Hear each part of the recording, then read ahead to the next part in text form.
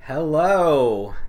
Hey, Paul. I did this to my friend the last time I tried this too. I told you were going to be off screen at first, but you're not. Oops. You're like right here on screen, so welcome. Hey, crashing the party. Yeah, thanks for joining. Thanks for being on the show tonight. And you are a little off center, so remember, we're cut in half, so you got to be like right in the middle, right in front of the camera. Story of my life. There you go. I know, off center, right?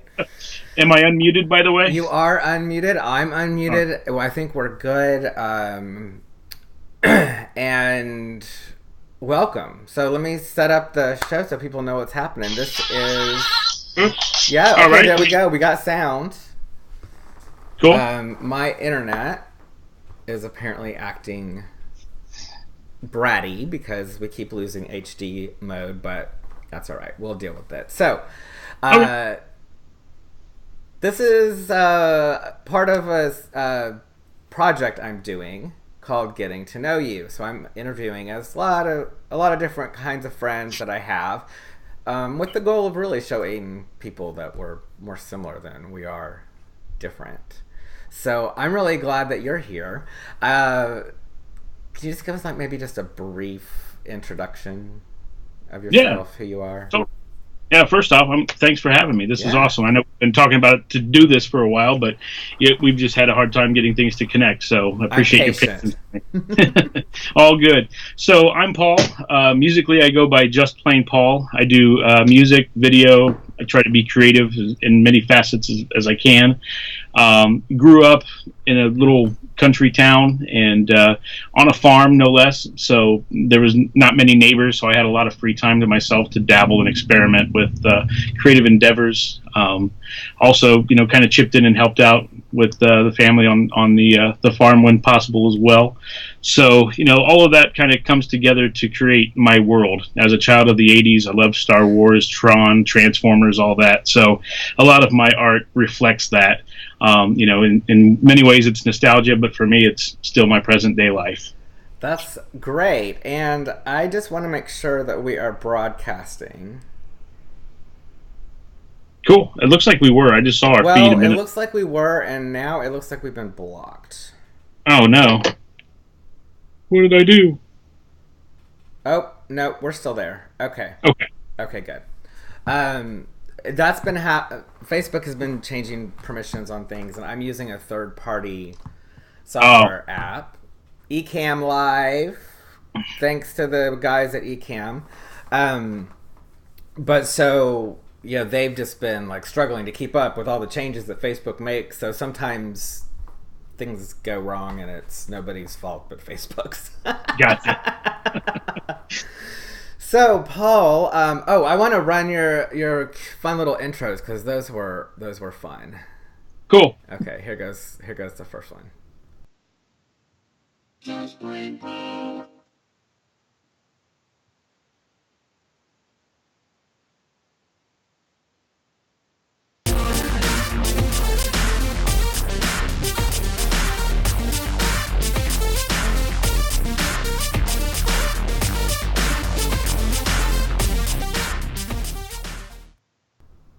Those were fun. Cool. Yeah, that was stuff I did for my first album. Little pieces of social content and whatnot, and again, kind of playing on the Transformers and some of that vintage flair, He-Man and the like, with the way that text. Yeah, and I saw a bit of like a nod to Nintendo. That little that was actually a Commodore 64 logo. Oh yeah, there you go. I was trying to think, and I knew when I said Nintendo that wasn't right, but I didn't have all of those when I was a kid. We had computers, but I didn't get the play consoles. Like we were using the computers to learn stuff. That's right. So, for people that are just meeting you for the first time, I want to say that you and I met, I think, first on Snapchat. That's correct. And one of the things that drew me to you right away? Well, there were a couple of things. First of all, your wife is hilarious. Yeah, she and I put the fun and dysfunction whenever we can. Yeah, she is hilarious, and um, then you and I connected on the Star Wars, like the geek secret handshake, right? Space bro. Yeah, exactly. And then the music, because when I started started sharing some of your music again, which you hadn't been doing for a while, and then I was doing the guess the song thing, and playing some random songs, and it was fun that you knew songs that I thought nobody would know, and you were like, I didn't think anybody knew this song, so we had that in common, which is fun. Well, I worked at a couple of record stores right after high school, so I got to hear playlists galore, back when things were actually on CD.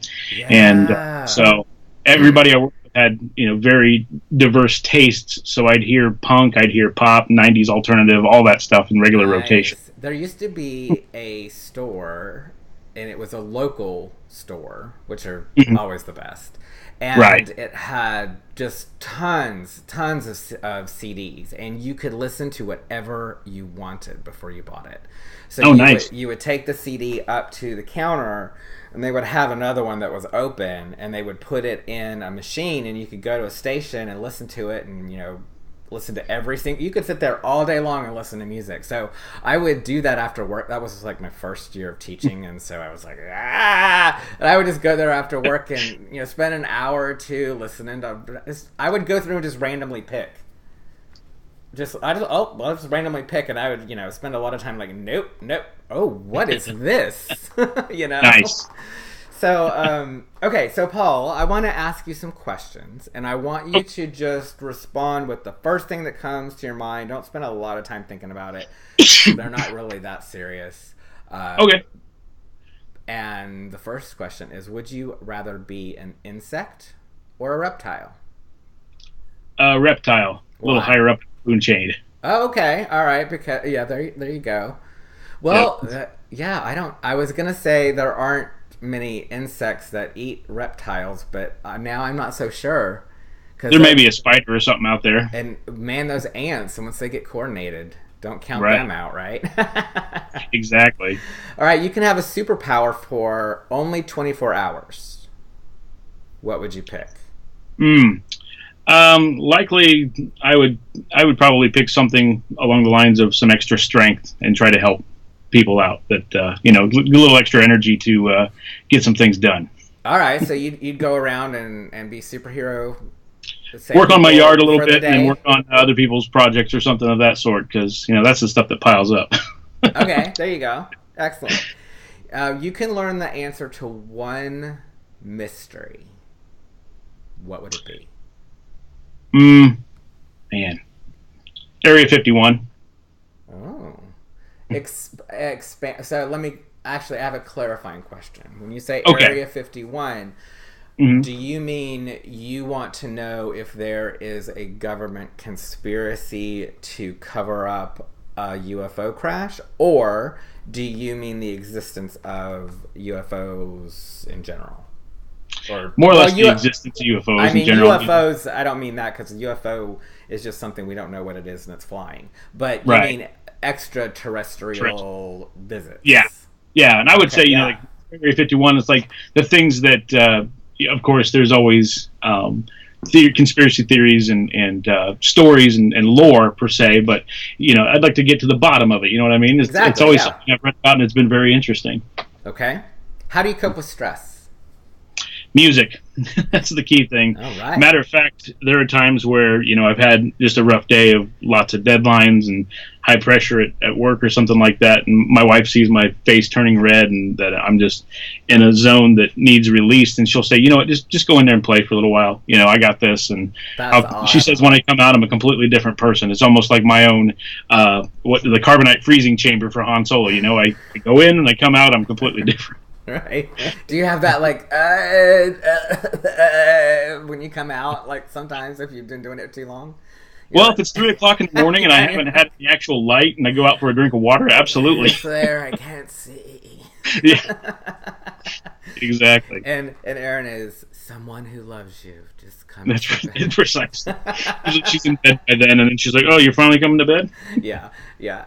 That's funny. Well, I can totally relate to that because when I was a teenager, I played the piano and it was very therapeutic. I want to it's on my list of things to take back up again when in my time. And now that I'm feeling better, I'm excited to add that back to my routine. That's awesome. Yeah, totally. I encourage it. But I've gotten sucked into this whole other thing that I had no intention of, and I blame it all on you. Okay? Okay. Because in preparation for this, I was, two things. Two. Two. I wanted to be able to add some sound effects to these broadcasts. I've been experimenting with ways to do that. Mm-hmm. And one of the things I downloaded to do that was a DJ program. Because you can load stuff up and you can play it and you can loop it and all that stuff. And so, that was fun. I got so sucked into that. Oh my gosh. It was like 4 hours. I hadn't eaten lunch. I was mixing all kinds of stuff. And I have a friend who had a turntable, in 1998, Mm-hmm. But Gotcha. yes, kids, there was music back then. Yeah. And he let me play with this. He helped me do the switch from one to another, and there's the thrill of syncing up those beats and having it go from one song to another. It's just, wow. Right. So I've been playing around with that, but of course it's better if you know the music that you're mixing, and the music that I know I can't play without infringing on copyright. I got shut down real quick. Oh, sure. Because I accidentally played Adele. I had just hit the wrong button, and it was just for a second, but Facebook was like, nope. Wow. Nope. All right, so my next question for you is, and this doesn't go as far as it used to, I know, but if you had $1 million, what would you do with it? Oh, man. Certainly, goal would be, eliminate college debt for the personal aspect, but I would certainly want to help the community, help my family out, and, just make sure kiddo's taken care of, her education, and, just try to sustain. Yeah, a cute kiddo. Oh, and cute puppy, too. Oh, thank you. Yes. Oh, my gosh. You guys need to follow him just for the puppy photos. Yeah, we actually have an Instagram for him. It's Sammy Graham 18. Yes. So Jake, he's Jake follows him on Instagram. Oh yes, I saw that. That's awesome. Jake Tilted. Yep. All right. What about $10 million? Speaking of Jake, he's got all excited. What is it? Okay, so what would you do with $10 million?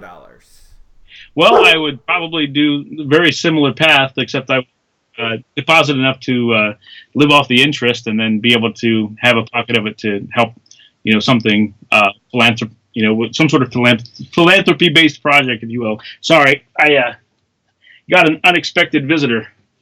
Yeah, that's what happens on live broadcasts. Is I mute myself when Jake is barking at I don't know what. I was afraid someone was going to come to the door because that would, of course, just be perfect. Oh, got you. But I think there's something happening at the school. I guess school started or is starting something. School's 2 houses down, so everyone's parked in front of our house, and Jake does not approve. No, certainly not. No, and I don't blame him. Good job. Good looking out. Yeah, schools are starting earlier. My daughter's already started last week, so it's just crazy. I know. I just remember, going in September. It's like, all right, we would have Labor Day was the end of summer. Now it's halfway through your first report card. Right. That's just wrong. No wonder kids are pissed. Yep. I would be too, man.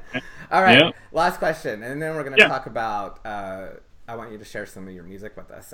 What would you tell your 20-year-old self? Calm down.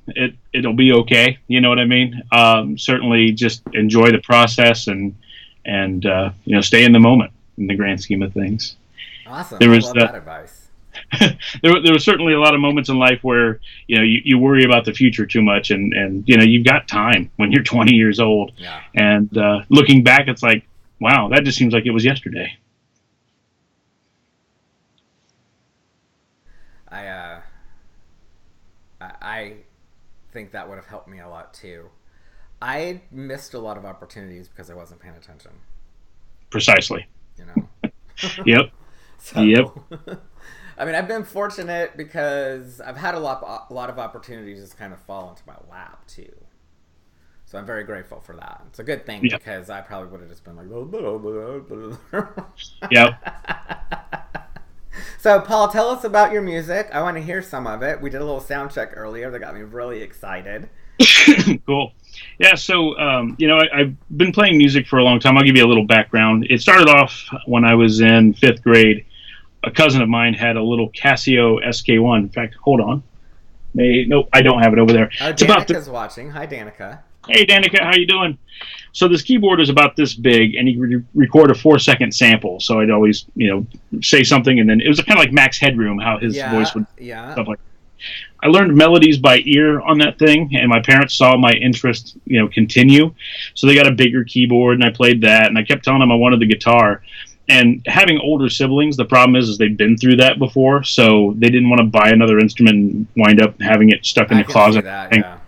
So one day I begged them to take me to a guitar store, and we went in, and I started playing a riff I'd learned by ear on a little tiny toy guitar, and the salesman was like, "Hey, he actually knows a couple of riffs. Does he have an instrument at home?" They're like, "Well, he's got a little toy one." They're like, "You should get him one. You should get him to try because he's showing complete interest." And the rest was history in that regard. Played in bands through the years. I was in a thrash metal band, long hair, the whole gamut of noise in that regard, and got burned out and ended up in a ska lounge reggae band right after that, which was a complete 180. But it was great because I was stretching the musical muscle. I was playing keyboards and organ with that group. I was gonna say, that's got to be interesting. Switching genres like that, just your brain goes boom. Precisely. Well, I'm one of those people that I definitely want to try to explore more and really just find things out to the infinite degree if at all possible, and music is one of the chapters of my life that I do that with quite a bit. But after that band, I ended up going to college, and I studied classical guitar and music theory and more like the technical aspect of music production, and that's where I met my wife. Actually, we were in a history class together. Aww. The rest is history. Excuse me. But through that time, because I was so busy working and going to school and dating her before we got married, I wasn't really involved in a musical project. So I started doing a lot of solo electronic stuff, and I'd already had a big interest in it through listening to Nine Inch Nails and industrial electronic acts. But through that kind of came Just Plain Paul, and a lot of people are like, that's kind of a boring name. But really, the thing that always turned me off about music projects is sometimes there'd be this name that just really didn't make sense to what I was hearing. And the thing I like about using Just Plain Paul is the fact that it doesn't really say one style of music. It just lets it be me. I can play rock, I can play electronic, I can do whatever. I think it's brilliant. Well, thank you. And from there, things have certainly evolved. I released an album in 2010. I'm getting ready to re-release it digitally. I pulled it for a while. It's called Data of the East Accolade. And when my dad passed away, to kind of cope with the grief of that in 2010, I kind of set out to write an album. And writing about him was completely painful, of course, because it was a fresh wound. But one thing that he and my mom did when I was a kid was they bought a Commodore 64. And the music on the games had these little riffs that were real synth based and stuff, and my mom would laugh because I'd be dancing to the tunes and stuff when I was a little kid. So I started kind of going back to those times and realizing that's really what kind of turned me on to music in the first place, was just being able to listen to those tunes. There was a notation program, and I would dabble and start writing. Oh, am I wiggling around too much? Yeah, you're a little off the edge. Sorry, when I get nervous, I spin. But anyway, yeah, it's okay.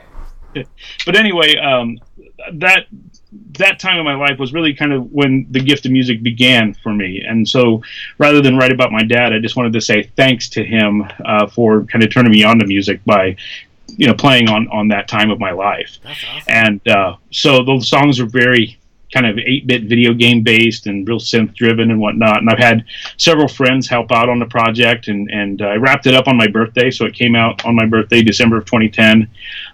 Again, I'll be re-releasing it really soon, and then I'm hoping to get this release wrapped up next year. I keep saying I'll get it done, but when you're a dad and you're working full time, you kind of put some things to the back burner. Oh yeah, I know. I've got 2 books underway and 3 different projects, and they're all at different stages. Want to let you know, Cindy's here. Danica says that she loves your guitar playing. Oh, thank you. I do as well. So, can we hear some music? Yeah, absolutely. Oh, before I do, I would be remiss if I didn't shout out my friends that I play in a band with called Rivet Shack.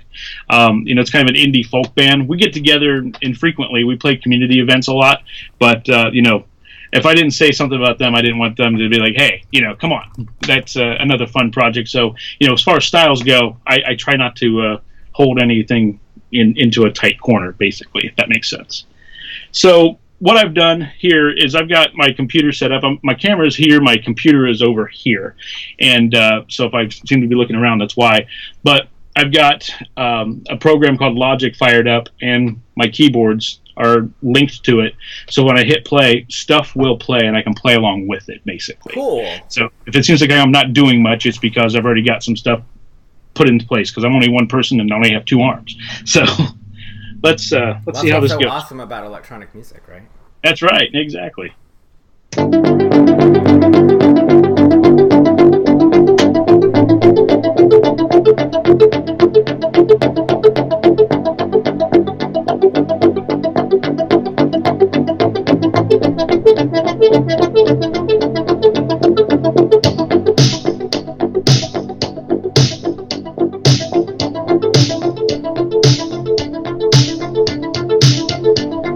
Can you hear me okay? Oh, it sounds amazing. Good.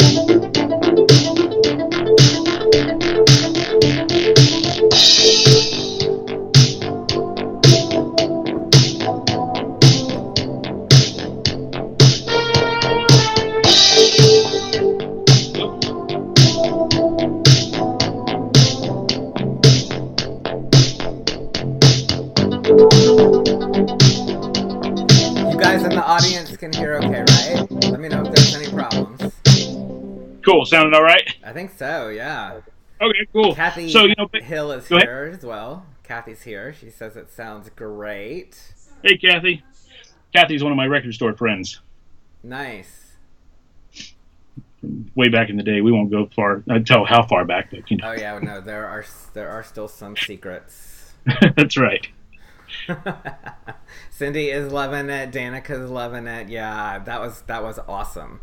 So, can you walk me through a little bit of your process? How do you build something? Now, actually, first, I want to know which part of that were you playing live, and which part was pre-recorded, or what do you say? Is that the right term?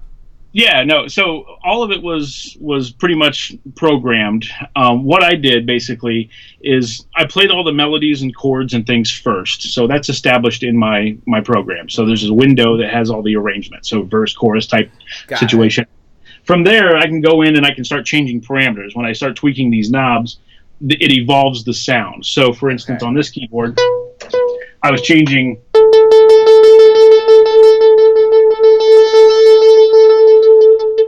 I see. So adding those effects. Yeah.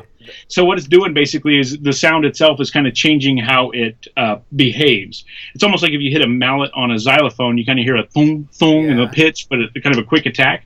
Where if you hit a piano, it has a long play. Yeah. I can basically synthesize that. So I'm changing those kind of parameters in that unit. And then from there, what I do typically is it kind of depends on what I get started with. I'll fire something up and I'll start noodling around. And sometimes I start with a chord progression. Sometimes I start with a bass line, and or even just a drum groove, and then I start building from there. It kind of depends on what's got me motivated at that particular moment. Excuse me. A lot of times, Because bass lines kind of start the groundwork. I will start there and then build the chords on top of it, because I can get real experimental on how those notes behave on a bass line, and then the chords kind of work around it. Yeah. But with the chords, a lot of times if I'm starting there, then my goal is to get the bass line to sound very complementary to it, but also just a little off kilter enough to kind of change the mood. You know what I mean? So like, if the bass might take a note somewhere where somebody's like, "Oh, I didn't expect it to go there." You know what I mean? Like Got what you it. hear on the Yeah, radio, yeah. there's a lot of common formulas. I try to break that rule a little bit. Yeah.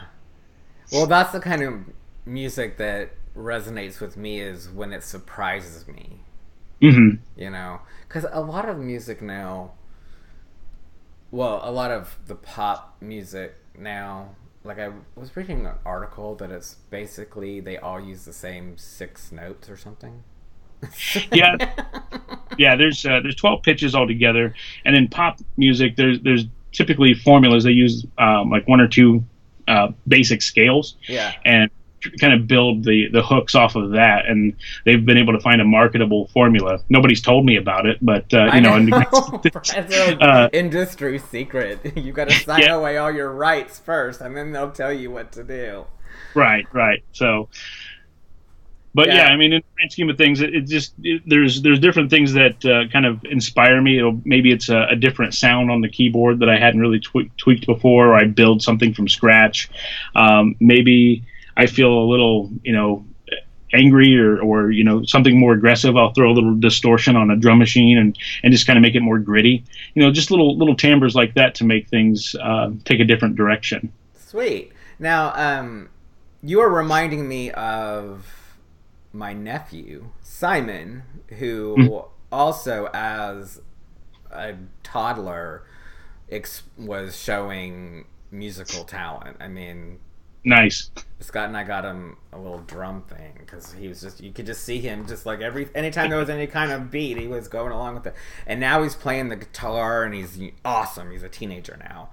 Oh, very cool. And he's been creating his own music, and he has some albums on SoundCloud. In fact, the music that was in the introduction to this show, which actually I didn't play, now that I think Oh, about it. No, I did.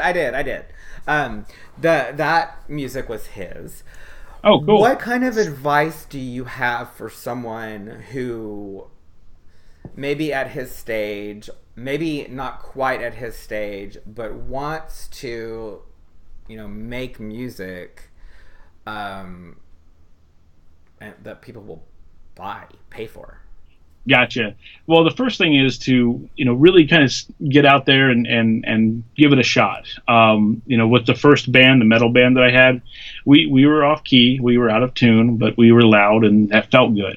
And as we started playing more and more, and starting to pick up a couple of shows, things improved. We learned as we went along. With students that I used to teach for guitar, particularly, I'd always see just discouragement in themselves, and feeling frustrated because they couldn't play the passage or the chord the way it was supposed to sound. It would sound a little, rough or muted, and they couldn't get it to resonate the way they wanted to. And I'd see students want to just completely give up, and I would fight hard to say, please don't give up. It's going to click one day. And it's almost like Malcolm Gladwell's The Tipping Point, where you work hard on something and you give up. How do you know you weren't just inches away from getting it to where you needed it to be? Yeah. When I learned chords, as a prime example, I struggled with changing my hand, quickly, so things just smoothly went to the rhythm. And one day, it just happened. I think what happens is you program your muscles, and then you get some sleep, and your brain says, "Oh, that's what you're supposed to do," and then it just happens. Yeah. And people lose sight of that because they just want that end result right now. And there's people we follow online that tell you just work hard, don't give up. That's my advice: is just put your all into it and enjoy it. Definitely don't give up, because you might be surprised where it takes you. Awesome. I love that. Yeah, I've definitely found the same thing to be true in the broadcasting. I go back and I look at some of the first ones that I did, and it's like, oof. That's all right. You got to start But something. that's what it's about. Is I wouldn't be here if I hadn't been there. So, Right. And I've learned a lot through that process. Oh, which reminds me, I need to thank my Patreon sponsors because you guys hooked me up with this new microphone, this blue Snowball. Which sounds great, by the way. Yes, thank you. And the headphones, you paid for that too, and a new light that's coming. So I'm excited about. Right now, I'm using my old broken Lumi. So It's working well. up there, but it's okay. I do what I can. But thanks to my Patreon sponsors, I'm able to keep inching up the quality of these broadcasts. So thank you, and those of you that aren't sponsors yet, consider it. There's a link in the description, or if you just want to give me a tip, that's cool too. There's a tip jar link in the comments as well. Nice. Paul, any last thoughts before we go? Well, just wanted to say thanks for having me on. It's always awesome to connect with you. We're always busy people, but I know we make comments here and there on Facebook or whatever platform we're on. If anybody is interested in listening to other the journey of the album, I should say, Instagram is going to be your best bet. That's where I tend to document what's happening. So it's Instagram.com/justplainpaul, all one word, JUSTPLAIN, PAUL. Did I spell that right? PLA. Yeah. I put it up on the screen. I put it up on the screen for people here, and cool. Can I do it? No, I can't add it to the comments. But if you think about it, after we're done, come back and drop a link in the comments so that people can't. Or drop a link in the comments. Cool. And I look forward to hearing your album, so I will be following along. Thank you, Paul, and thank you to everyone who stopped by, commented, shared, liked, loved. I love you guys, and until I see you again, just be nice to each other. Bye. That's right. See ya.